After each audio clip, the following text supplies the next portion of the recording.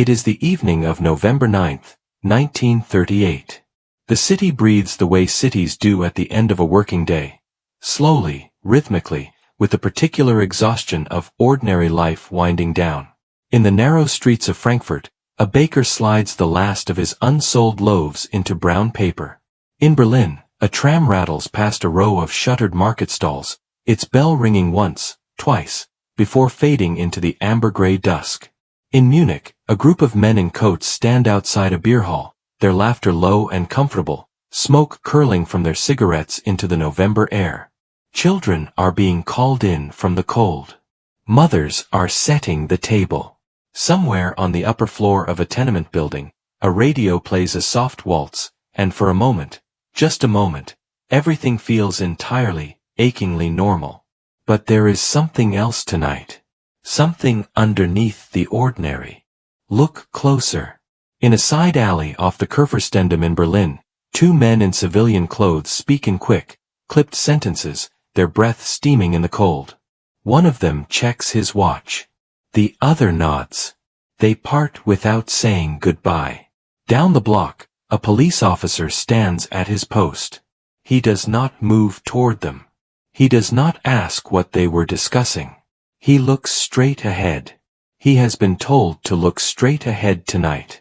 In a ground-floor apartment in Leipzig, a man named Heinrich Rosenthal sits down to dinner with his wife, Marta, and their two daughters. He is 43 years old. He owns a shoe shop 2 streets away, the same shop his father opened in 1902. On the wall above the dining table hangs a framed photograph of his parents. A menorah sits on the sideboard, polished, waiting for Hanukkah. The dinner is potato soup. The conversation is about whether the eldest daughter, Ruth, may go to the cinema on Saturday. Heinrich has noticed things. Of course he has. Every Jewish family in Germany has noticed things. The signs on park benches that say Juden verboten. The new laws, one after another, each one tightening like a belt one notch too far. The way some neighbors no longer meet his eyes in the street. The way his non-Jewish customers have slowly, quietly, stopped coming. He has been thinking, seriously, about leaving. He and Marta have argued about it. She does not want to abandon her mother, who is too old to travel. They have not yet decided. Tonight, he decides to stop worrying and eat his soup. He does not know what is already in motion. In the building 3 streets away where men in brown uniforms are receiving instructions. He does not know what has already been decided, hours before, by men in a grand Munich hall who raised their glasses and gave their orders with smiles. He does not know that tonight, in dozens of German and Austrian cities simultaneously, the same conversation is happening in the same backrooms. That the same watches are being checked. That the same police officers have been given the same instructions, look straight ahead. But something is coming. And somewhere, deep in the part of the human brain that senses danger before the conscious mind can name it, Heinrich Rosenthal feels it. He sets down his spoon. Then, somewhere in the distance, very faint, almost imagined, the sound of breaking glass. Ruth looks up from her bowl. Marta pauses mid-sentence. Heinrich listens. The sound does not come again. He tells himself it was nothing. A dropped bottle. An accident. The ordinary, careless breakage of city life. He is wrong. Outside, on the street below, a group of men in civilian clothing, some in SA uniforms, some not, are moving with purpose. They are not drunk, though some will later claim they were. They are not in the grip of mob madness, though it will be described that way for years. They are organized. They have addresses. They have hammers and iron bars and cans of kerosene, and they have been told, clearly and explicitly, what they are going to do tonight. They have been told that they will not be stopped. And now a second sound, closer this time, not a single crack but a cascade. Glass raining onto cobblestones like a sudden brutal hailstorm. What you just witnessed, or nearly witnessed, was the opening moment of what history calls Kristallnacht, the night of broken glass. And before we go back to those streets, Before we follow what happened to Heinrich Rosenthal and his family and the thousands like them across Germany and Austria on the night of November 9, 1938, we need to understand something critical. This did not begin with broken glass. This did not begin with that November night at all. And if you want to understand how a modern, industrialized, culturally sophisticated nation could organize a coordinated campaign of violence against its own citizens in a single night, how ordinary men could pick up hammers and walk toward their neighbors' windows, then you need to understand what the 5 years before that night had already done to Germany. What it had done to its Jewish citizens. And what it had done to the men who were not Jewish, who watched it happen, and who chose, for reasons we are still wrestling with today, to look straight ahead. When Adolf Hitler became Chancellor of Germany in January 1933, approximately 500,000 Jewish people lived in Germany. They were doctors, lawyers, professors, shopkeepers, soldiers who had fought for Germany in the First World War. Men who had bled for a country that was about to systematically dismantle their right to exist within it. They were roughly 1% of the German population. They were, by any reasonable definition, German. Many of their families had lived there for centuries. What followed was not a sudden explosion. It was something in some ways more insidious, a slow, grinding bureaucratic erasure conducted in the full daylight of democratic institutions, one law at a time, one regulation at a time, until the concept of Jewish German citizenship had been quietly hollowed out and then officially abolished. In April 1933, just months after Hitler took power, the Nazi regime organized a national boycott of Jewish businesses. SA men stood outside shops, staring at customers who dared to enter. Signs reading "Kauft nicht bei Juden," "Don't buy from Jews," appeared on windows. Jewish lawyers and judges were expelled from the courts. Jewish doctors were restricted from treating non-Jewish patients. It was the beginning of a process that historians call legal exclusion, though the word legal does a great deal of heavy lifting there, given that the laws being passed were designed specifically to strip people of their rights rather than protect them. Then came 1935. And with it, the legislation that made official what was already happening in practice. The Nuremberg Laws, announced with great fanfare at the annual Nazi Party rally, stripped Jewish Germans of their citizenship entirely. They were no longer German citizens. They were subjects. They were forbidden from marrying or having sexual relationships with non-Jewish Germans. The Reich citizenship law drew a biological line, Jews on one side, Aryan Germans on the other, and made the crossing of that line a criminal act. For Jewish families across Germany, the question was no longer, is life becoming harder? Life had already become catastrophically harder. The question had shifted to something more urgent and far more frightening. Do we stay, or do we leave everything we have ever known and try to start again somewhere that will have us? Many left. Between 1933 and 1938, approximately 150,000 Jewish people emigrated from Germany. They went to Palestine, to Britain, to the United States, to France, to wherever a visa could be obtained and a new life could be imagined. But emigration was not easy. It required money, and the Nazi regime had implemented taxes specifically designed to drain emigrating Jews of their assets. It required a country willing to accept you, and many countries, including the United States, had strict immigration quotas that were far from sympathetic to refugees. And so more than 300,000 Jewish people remained in Germany as the autumn of 1938 approached. Some believed, still, that this could not get worse.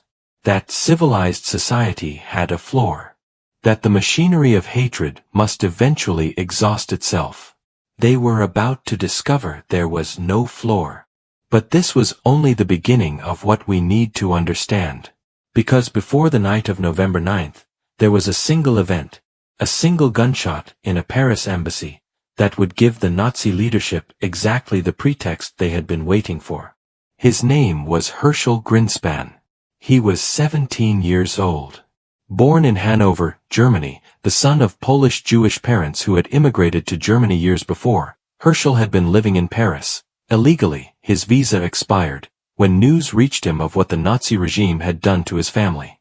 In late October 1938, the German authorities had suddenly rounded up approximately 17,000 Polish-born Jews living in Germany and expelled them across the Polish border in brutal conditions.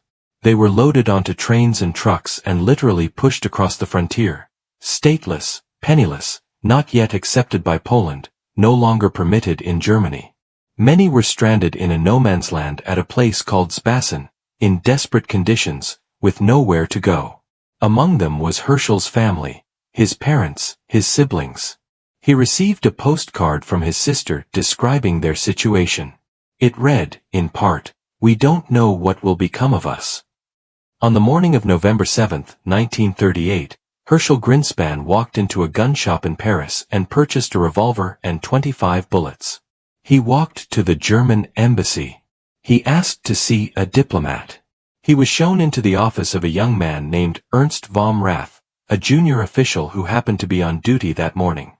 Herschel Greenspan raised the revolver and fired 5 shots. 2 of them struck vom Rath in the stomach. Vom Rath did not die immediately. He lingered for 2 days, in serious condition, as Nazi officials monitored his status with extraordinary attention. Not because they cared deeply for him. Vom Rath was, in fact, under investigation by the Gestapo for suspected homosexuality and insufficient ideological commitment, but because his death would be extraordinarily useful.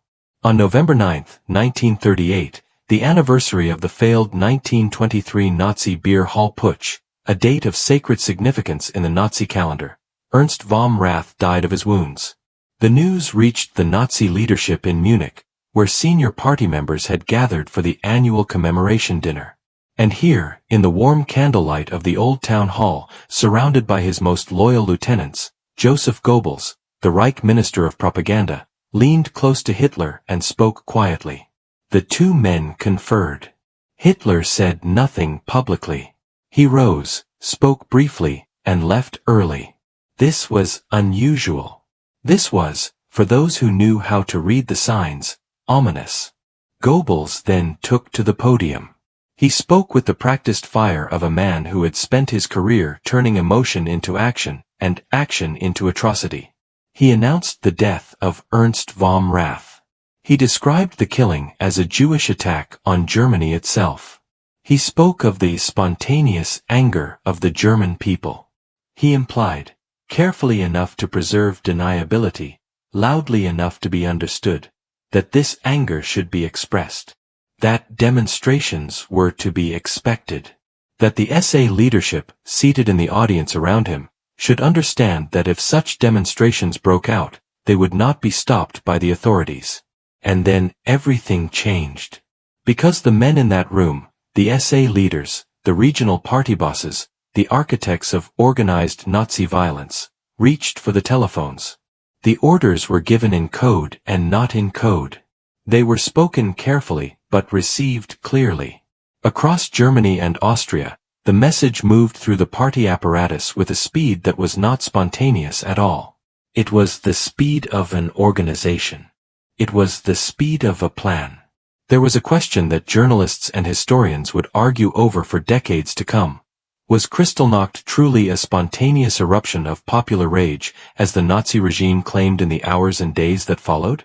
Or was it a centrally organized pogrom, planned and executed by the state apparatus? The answer, drawn from thousands of documents, testimonies, and internal communications examined after the war, is unambiguous.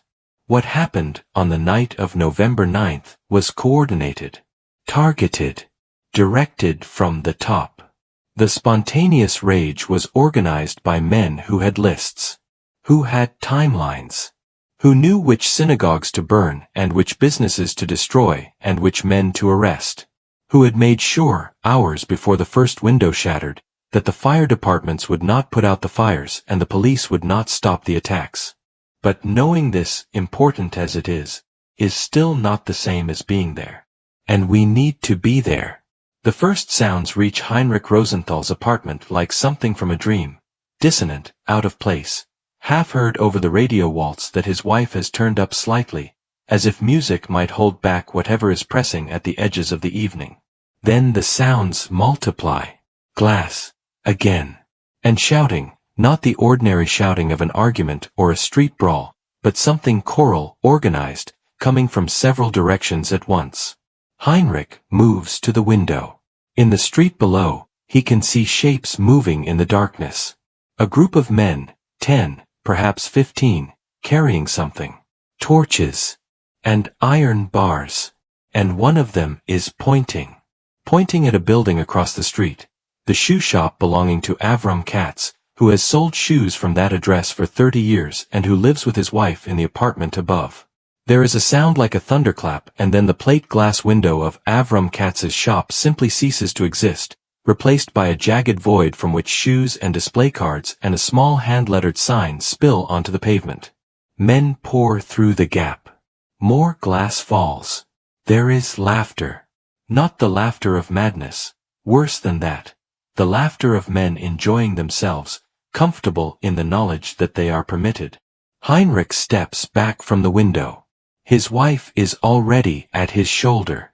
Their daughters are in the hallway behind them. Nobody speaks. They listen to the world outside reorganizing itself into something that no longer has a place for them in it. Get away from the windows, he says, finally. Go to the back room. Don't make any light. He does not know, cannot know, that the same scene is occurring simultaneously across dozens of cities. That in Berlin, the great synagogue on the Fasanenstrasse is already burning.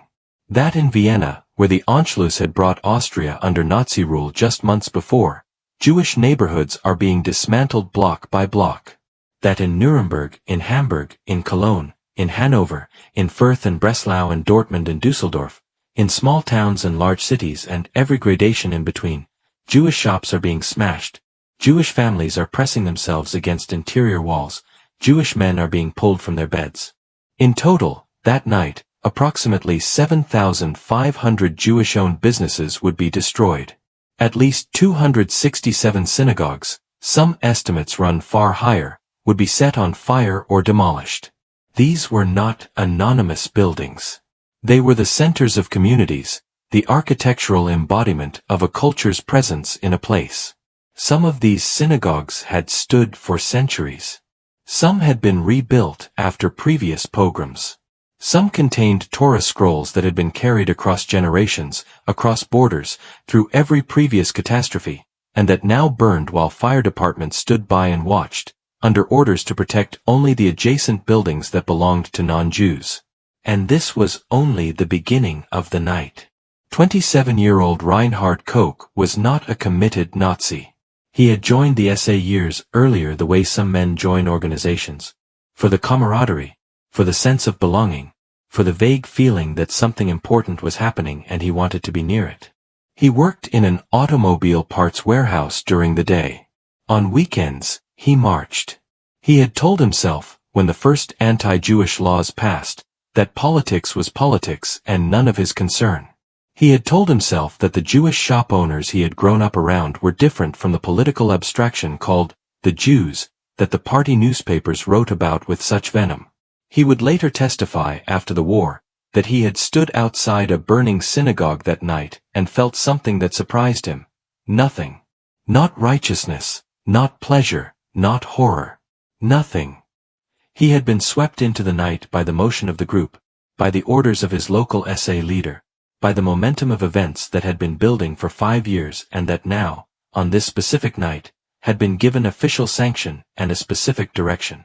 We didn't think of it as doing something wrong, he told the interviewer decades later, his voice flat and careful. We thought of it as doing something. Does that make sense? We had been told that something needed to be done. And now we were doing it. The thinking part, I think the thinking had stopped some time before. This is one of the most disturbing dimensions of that night, and of the entire Nazi period, the degree to which the violence was carried out not by ideological zealots alone, but by ordinary men who had been gradually acclimated to the acceptability of hatred. Men who had watched the laws tighten and the rights disappear and the signs go up on the park benches and had not protested, had not resisted, and who had thereby, without perhaps intending to, placed themselves in a position where participation in something like Kristallnacht required no great leap of the moral imagination. It was merely the next step.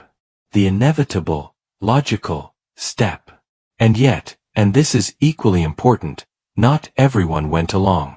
There were Germans that night who hid their Jewish neighbors in their basements, who opened their doors in the dark and whispered, "Come inside, quickly, don't make a sound," who stood in front of burning synagogues with buckets of water, defying the orders of the fire brigades beside them.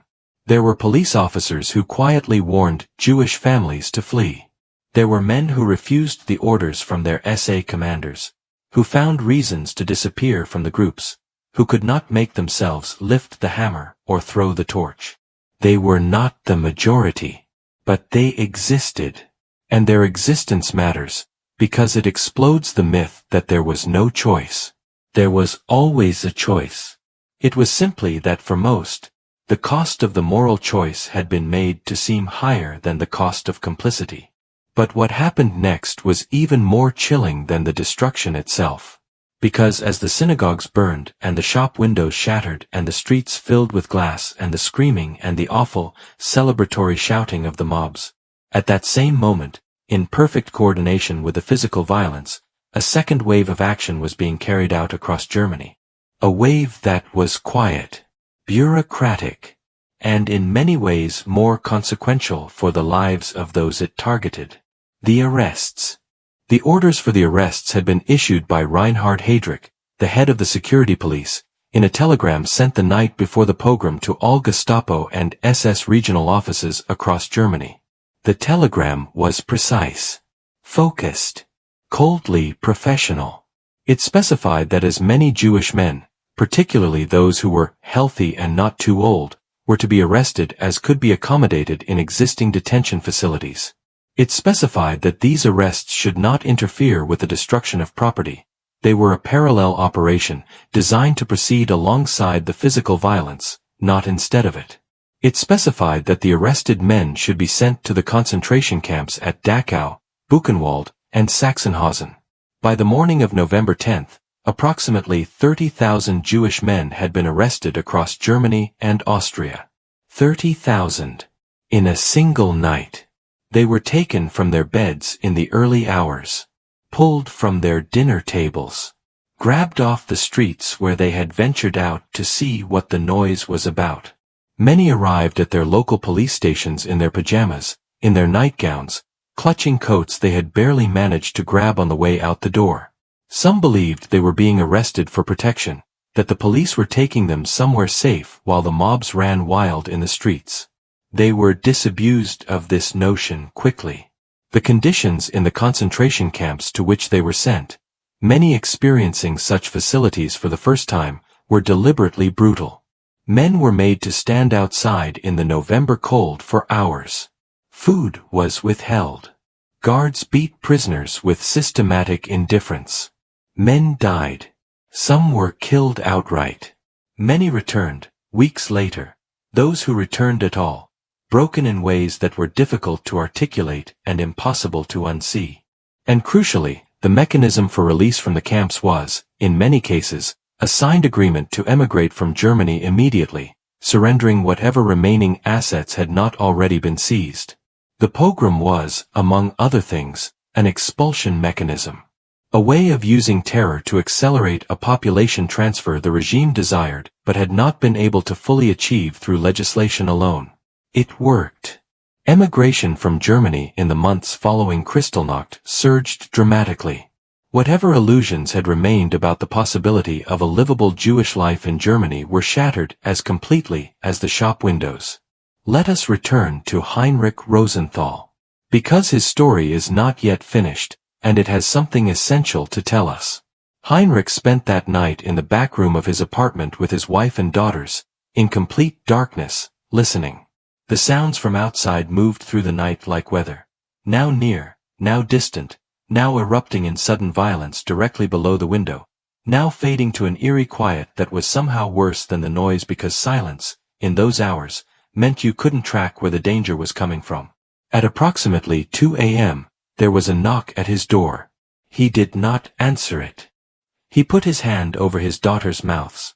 Not harshly, but firmly, the gesture of a father communicating something that had no words in it, and they all held absolutely still. The knock came again. Then again. Then the sound of footsteps going away down the corridor, trying other doors. In the morning, gray, cold, the kind of November morning that Germany does with a particular bleakness, he looked out his front window for the first time since the previous evening. The street below was glazed with glass. The shoe shop across the way was a hollow ruin, its interior visible through the missing front window like a stage set after the performance. The pavement was strewn with shoes. Avram Katz was gone. His wife was still there, upstairs, but Avram Katz, who had sold shoes from that address since 1908, who had survived the First World War, who had once, 20 years ago, given young Heinrich Rosenthal his first job, had been taken in the night. He would spend 6 weeks in Buchenwald. He would return a different man. He would leave Germany for Belgium in February 1939, with his wife and almost nothing else. He would later die in the Belgian town of Liège under German occupation in 1942. Heinrich Rosenthal looked at the street below. He looked for a long time. Then he went to the telephone and called his brother in Zurich.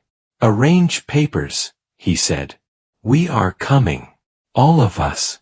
We are coming now." They left in March 1939. They survived.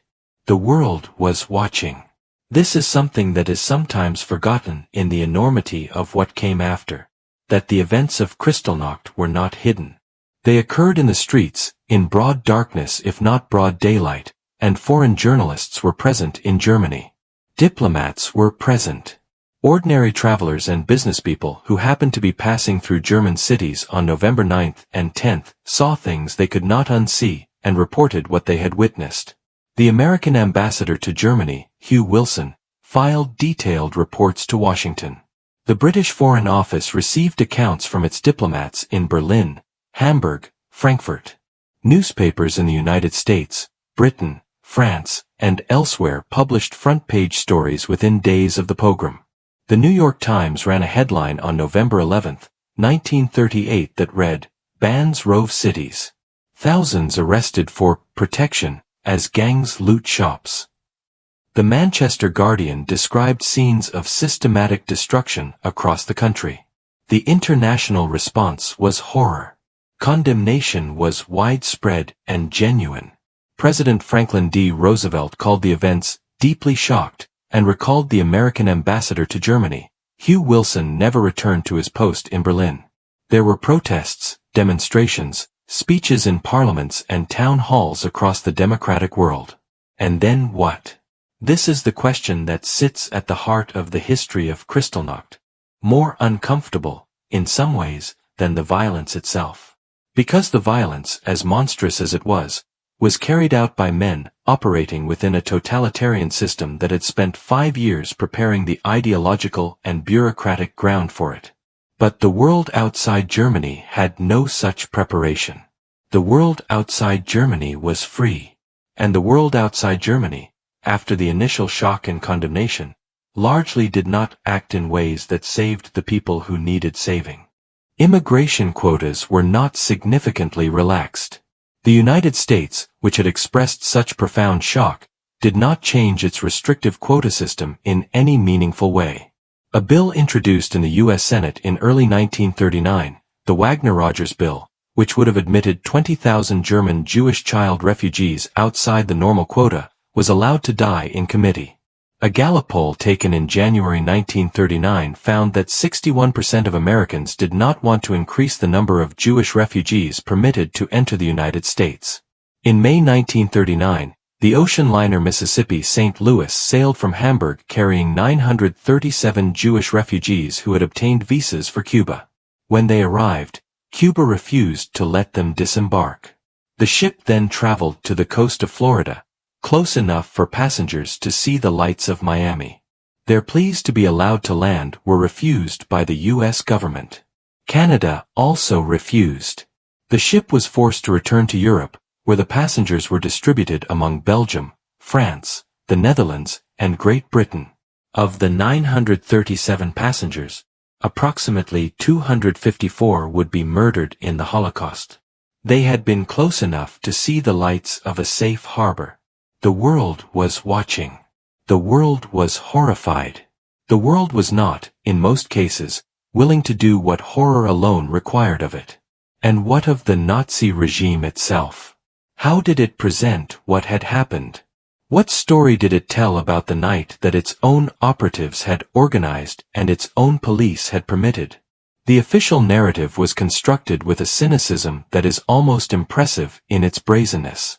Goebbels and the regime portrayed Kristallnacht as a spontaneous expression of popular outrage at the murder of Ernst vom Rath, a natural, understandable, perhaps regrettable but fundamentally authentic eruption of German national feeling. The violence was described as something that had simply happened, not something that had been organized. The participation of SA men in civilian clothing was passed over. The prior distribution of target lists was not mentioned. The instructions to the police to stand aside were not discussed. But even within this cynical construction, there were cracks. The German military leadership, which had never been entirely comfortable with the SA street violence and was growing alarmed at the international reaction, expressed private concern. Some senior figures in the Nazi Party itself worried that the destruction had been excessive and counterproductive. The naked, public, undeniable scale of what had occurred had made it significantly harder to maintain the fiction that Germany was a normal, law-abiding state with which civilized nations could engage. Hitler's response to these internal concerns was characteristically blunt. It did not matter. The international reaction would fade. What mattered was the signal that had been sent to Germany's Jewish population, and that signal was clear. There was no safety. There was no floor. The state would not protect you. The police would not stop it. The law did not apply to you. You were, in this country that had once been your country, entirely without recourse. To drive this message home with extraordinary cruelty, the Nazi regime then imposed a collective fine on the Jewish community of Germany for the damage caused during Kristallnacht. The fine, announced by Hermann Göring on November 12, 1938, amounted to 1 billion Reichsmarks. 1 billion. Payable by the victims for the privilege of having been victimized. The insurance companies that would otherwise have been required to pay out for the damage to Jewish-owned property were relieved of this obligation. The money went to the state instead. It was not vandalism. It was not a pogrom. It was, by any rational analysis, organized theft on a massive scale, conducted under the cover of manufactured outrage. And then, in the weeks that followed, the regime used the political space that Kristallnacht had cleared to issue a series of further decrees completing the economic strangulation of Jewish life in Germany. Jewish people were forced to sell their remaining businesses to non-Jews at a fraction of their actual value, a process euphemistically called Aryanization. Jewish children were expelled from German public schools entirely. Jewish people were barred from most public spaces. The remaining walls of a life that had once been fully German, fully human, fully ordinary were systematically demolished, one regulation at a time, until what remained was barely a life at all. There is a 15-year-old girl named Else Baumgarten, not her real name, which history has not preserved, but a composite drawn from testimonies given to the USC Shoah Foundation, who spent the night of November 9 hiding in a closet in her family's Hamburg apartment while her father's pharmacy directly below was being demolished. She could hear everything through the floor. The methodical smashing. The crash of shelving. The particular sound of hundreds of glass medicine bottles hitting a tile floor simultaneously. She could hear voices, male voices, a few different voices, working together, not rushing, as if this was a job rather than a rampage. She heard one of them laugh. She heard another say something she did not understand, a joke perhaps, in response to which the others laughed as well. She told her interviewer, decades later, that what she remembered most was not the fear, though the fear was absolute. What she remembered was the surreal domesticity of the sounds. The voices of the men below sounded, at moments, like the voices of removal men, packing furniture, doing a job. The normality of the tone was the most frightening thing. More frightening than screaming would have been. Because screaming would have suggested something out of control, something exceptional, something that would eventually stop when the emotion that drove it exhausted itself. The ordinary, businesslike tone of the voices suggested something with no such limit. Something that had become routine to the people doing it. "I thought," she said, "that this is simply what we are to them now. A job." She was right. And she was only beginning to understand the full implications of being right. Beyond the human experience, beyond the individual stories, Kristallnacht was a turning point in ways that would only become fully visible in retrospect, which is to say, in the terrible light of what came after. In the 3 years following Kristallnacht, the Nazi regime would complete the process of Jewish exclusion from German economic and social life, would begin the deportations to ghettos in occupied Eastern Europe, and would set in motion the administrative and ideological machinery that would, in 1942, produce the Wannsee Conference and the systematic, industrial decision to murder every Jewish person in Europe. The Holocaust, which would claim 6 million Jewish lives, did not begin on November 9, 1938. But something essential shifted on that night. A line was crossed. A signal was sent, that the violence need have no limit, that the state would direct it, protect it, and profit from it, and that the world, though horrified, would not intervene in any way that stopped it. Many historians argue that Kristallnacht was the clearest possible warning of what was coming, and that what followed from the world's failure to respond decisively to that warning is among the defining moral catastrophes of the 20th century. That argument is difficult to refute. The warning was visible. The newspaper headlines were printed. The ambassadors' reports were filed. The photographs were taken. The evidence was available. And yet, the question that hangs over this history, unanswered in any fully satisfying way, is not only, how did the perpetrators do this? It is, what does it mean that the warning was seen, and the world did not act? This is a question about the limitations of outrage as a political force when outrage is not accompanied by will. It is a question about the role of self-interest and domestic politics in the calculation of governments faced with the suffering of those outside their borders. It is a question about the way that incremental atrocity, each step terrible, each step somehow insufficient to trigger the response that the accumulation of steps demanded, can produce an outcome that, viewed all at once, seems inconceivable, but that was produced one comprehensible moment at a time. These are not comfortable questions. They are not abstract questions.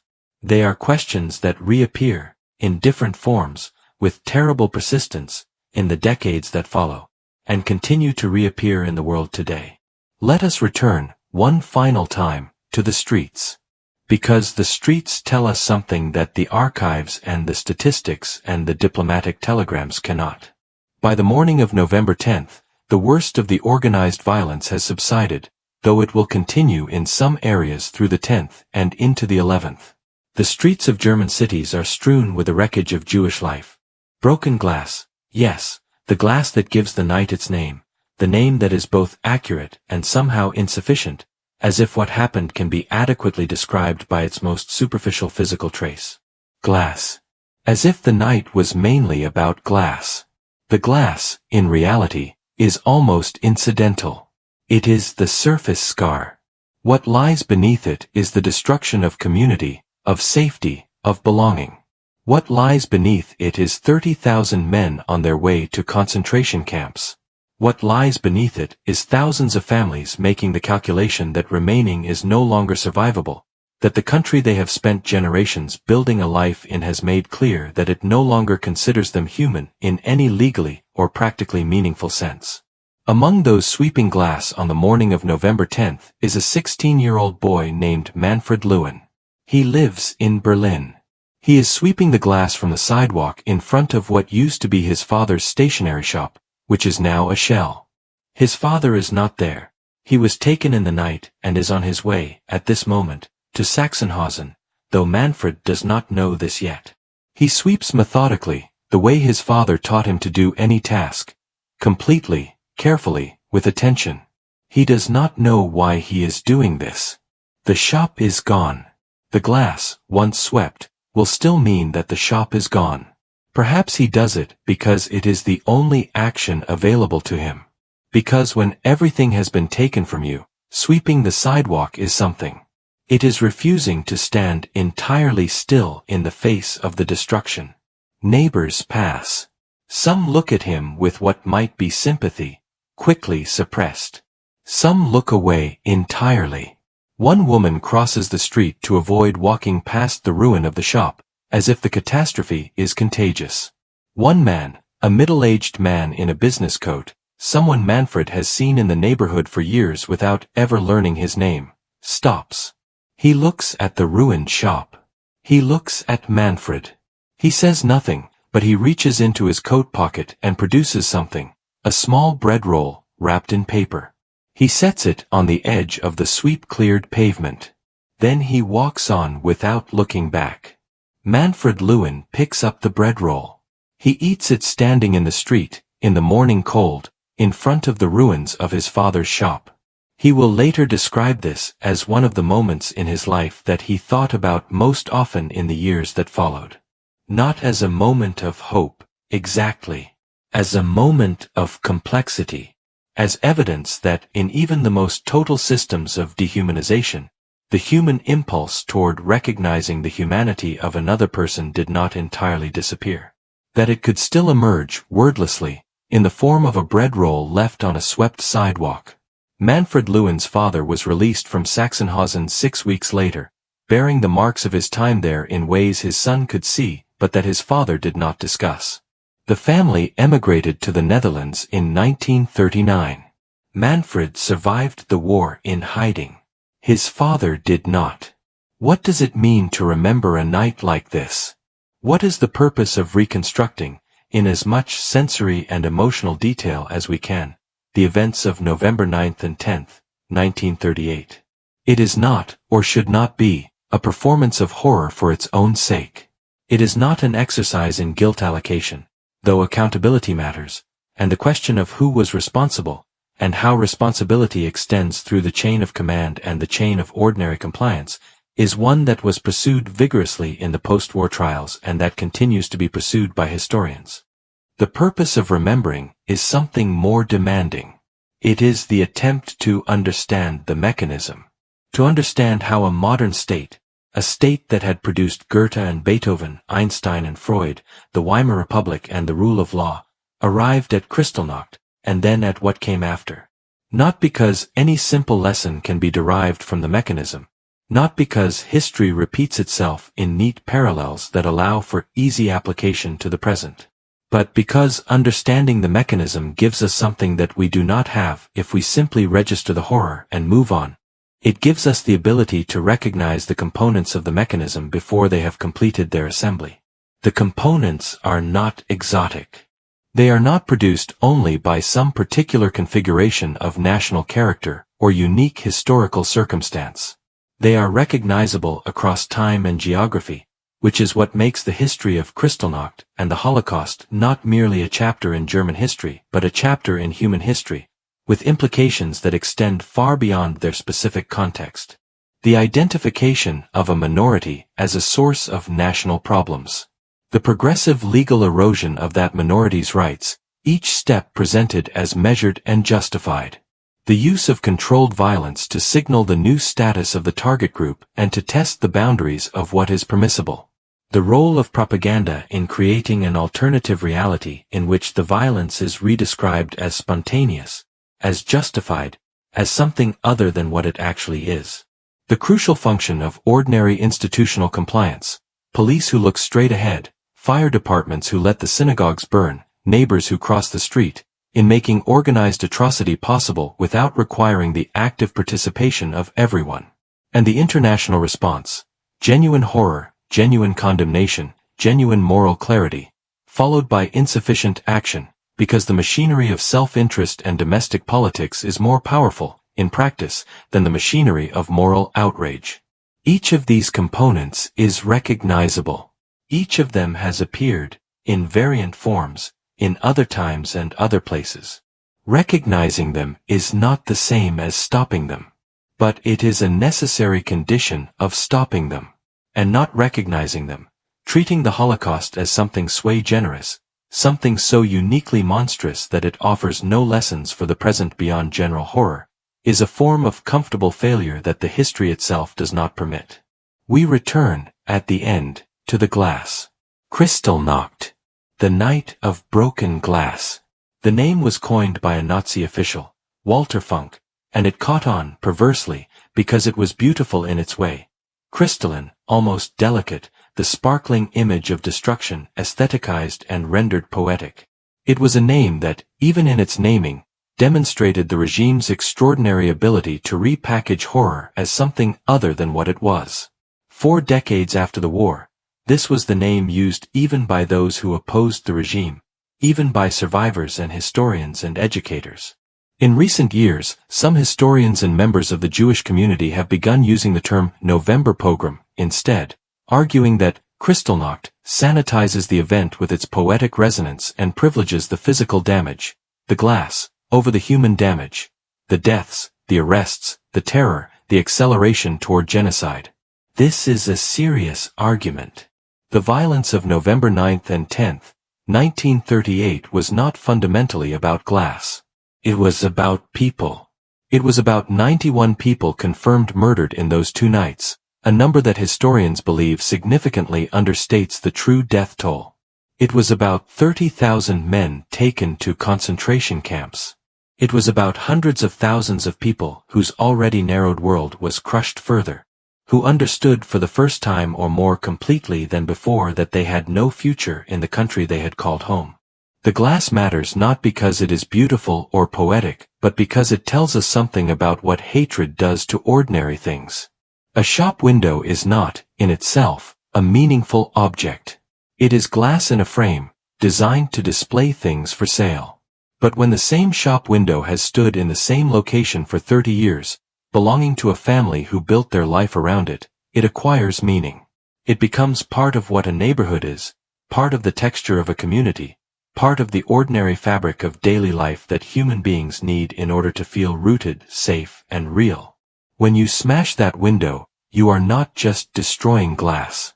You are dismantling meaning. You are communicating to the people who own that window, and to every person who witnessed its destruction, that their place in this community was always provisional, always revocable, always dependent on the tolerance of those who had the power to shatter it. That is what Kristallnacht was about. Not glass.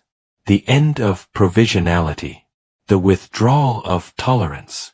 The demonstration, conducted at scale and in public, that the power to shatter was now being fully exercised. And the question the history leaves us with, the question that does not resolve itself, that the passage of time makes more rather than less urgent, is the question of what we do when we see the signs. Not after the windows have been smashed. Before. When the signs on the park benches first appear. When the first laws are passed. When the first neighbors begin to look away. What do we do?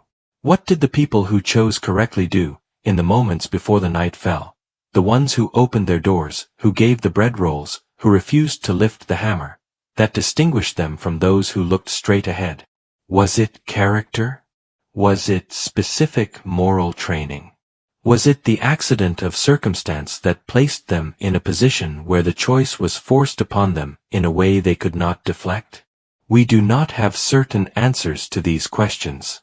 What we have is the record, the testimony, the names, so many names, of those who suffered and those who perpetrated the suffering and those who, in small and large ways, resisted it. We have the obligation to know these names, to hold them with the weight they deserve, to refuse the comfortable amnesia that makes horror into abstraction and abstraction into irrelevance. The names of the survivors. The names of the dead. The names of the perpetrators, so that they cannot be forgotten either, cannot be granted the anonymity of historical distance. The name of the 15-year-old girl in the closet in Hamburg, listening to the sound of business being done below. The name of the boy sweeping glass in Berlin while his father traveled to Sachsenhausen. The name of Heinrich Rosenthal, who looked out a window and understood and called his brother in Zurich. The name of Avram Katz, who died in Liège in 1942, far from the shop his father had opened in 1902. And the name, always the specific human being at the center of any attempt to understand, of Herschel Greenspan, the 17-year-old with a postcard from his sister that read, "We don't know what will become of us," who walked into a Paris gun shop and set in motion the pretext for one of the most consequential nights in the history of the 20th century. Whose own fate, after the initial drama of his arrest and his brief celebrity as an instrument of Nazi propaganda, dissolved into the fog of the war. He was handed over to the Germans in 1940, imprisoned, and then, at some point between 1942 and 1945, died, the exact circumstances unknown. Another young life swallowed by the machine that his act had been used to justify accelerating. The night of November 9, 1938, lasted until dawn. The fires burned through it. The arrests continued through it. In some cities, the violence and destruction extended into the following day, November 10, before the regime, satisfied with the signal that had been sent and growing cautious about the duration of the international spotlight, called a halt. Germany swept up the glass. The regime imposed the fine. The insurance companies paid nothing to the victims. The laws continued to tighten. The concentration camps filled and then emptied as men were released on condition of emigration, and then filled again with others. The world expressed its horror and then, largely, returned to its other concerns. The Gestapo filed its reports. The SS compiled its statistics. The bureaucracy of persecution continued its methodical, patient work. And 3 years and 2 months after the night of broken glass, on January 20, 1942, in a villa on the shore of Lake Wannsee outside Berlin, 15 senior Nazi officials gathered around a conference table and, in the space of approximately 90 minutes, finalized the coordination of what they called the final solution to the Jewish question in Europe. The minutes of the meeting, drafted with the cool precision of men discussing logistics rather than murder, run to 15 pages. They discuss numbers, populations, transit arrangements, methods. They do not discuss the meaning of what they are doing, because the meaning is assumed and agreed upon and has been building for years. Kristallnacht was not the Holocaust. It preceded the Holocaust by years. It occurred before the death camps were built, before the decisions about systematic mass murder had been made and implemented. But it was part of the same architecture. It was the demonstration, conducted in public, that the violence could be organized, could be contained within the needs of the state, could be directed precisely at those the state had designated as its enemies, and that the state and its citizens and the world beyond its borders would find ways to absorb it, explain it, express horror at it, and ultimately accommodate it. That is the lesson of Kristallnacht, and it is not a comfortable one. It is not a lesson that points toward an easy moral resolution or a clean narrative of good and evil cleanly separated. It is a lesson about how societies contain the seeds of extraordinary violence within the structures of ordinary life, and about how those seeds germinate slowly, quietly, in the space between complicity and resistance, in the moment when the park bench sign first appears and the question is whether anyone will protest it. The answer to that question, on the morning of November 10, 1938, and on every morning that precedes a night of broken glass, determines what comes after.